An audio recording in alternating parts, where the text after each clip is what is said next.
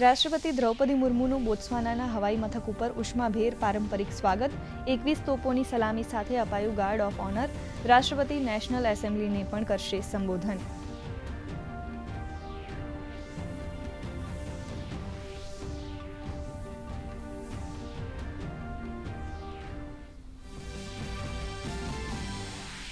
પ્રધાનમંત્રીના ભૂટાન પ્રવાસનો બીજો અને અંતિમ દિવસ. થિમ્પુમાં ભૂટાનના ચોથા નરેશ સાથે કરશે મુલાકાત. બૌદ્ધ ધર્મના કાલચક્ર કાર્યક્રમમાં થશે સામેલ.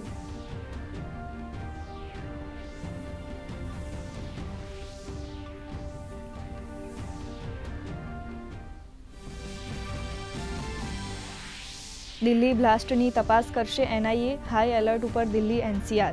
યુએપીએ સહિતની ભારતીય દંડ સંહિતાના કલમો સાથે કેસ નોંધાયો. કાર ચાલકની થઈ ઓળખ.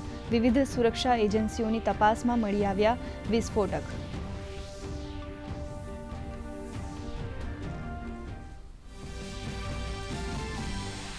બિહારમાં મતદાન સંપન્ન. એક્ઝિટ પોલ અનુસાર 130 બેઠકો સાથે એનડીએ બનાવશે સરકાર.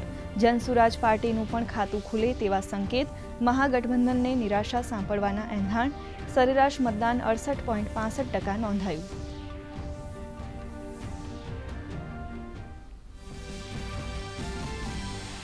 દિલ્હી બ્લાસ્ટની ઘટના બાદ ગુજરાતની સીમાઓ ઉપર ઠેર ઠેર સઘન ચેકિંગ યથાવત. યાત્રાધામ પાવાગઢમાં bomb disposal squad, dog squad અને સ્થાનિક પોલીસની સંયુક્ત ટીમોએ મંદિર પરિસરમાં કર્યું નિરીક્ષણ.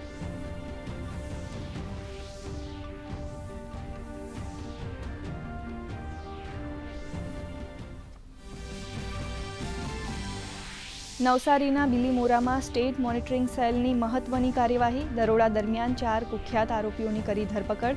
3 ગેરકાયદેસર હથિયારો અને 27 જીવતા કારતૂસ સહિતનો જથ્થો જપ્ત. જિલ્લામાં હાથ ધરાયું સઘન ચેકિંગ.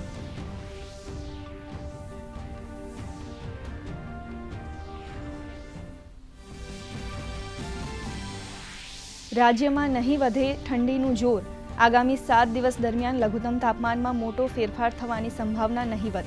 ગાંધીનગર અને અમરેલીમાં લઘુત્તમ તાપમાન 14 ડિગ્રી. શહેરીજનોએ અનુભવ્યો ઠંડીનો ચમકારો.